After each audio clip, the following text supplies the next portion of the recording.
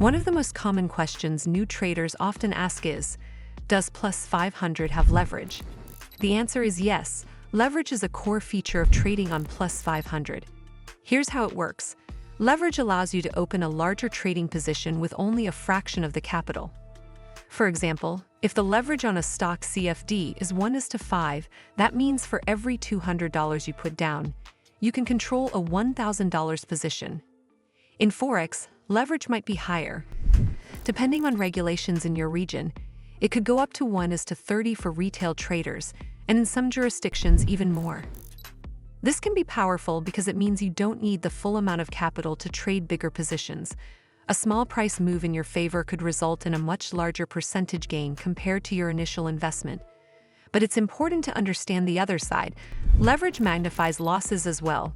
The same small price move against you could wipe out your margin very quickly. On Plus500, the leverage available depends on two main things: the instrument you're trading and the regulatory rules where your account is registered.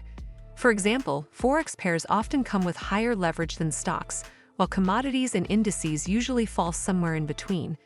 Plus500 clearly shows the maximum leverage for each instrument in the details section, so you always know what you're working with before opening a trade.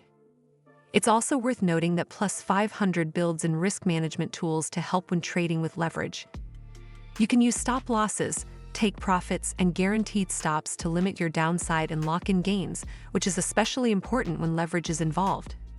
So to sum it up, yes, Plus500 does have leverage, and is a key part of how CFD trading works on the platform. It can amplify profits, but it also increases risks, which is why understanding margin and using proper risk controls is crucial before jumping in. Well, that's all for this video. I hope you found this video helpful. And if you did, make sure you give this video a super thanks by clicking on the heart icon to help support the channel. And don't forget to hit the subscribe button. We'll see you in the next one.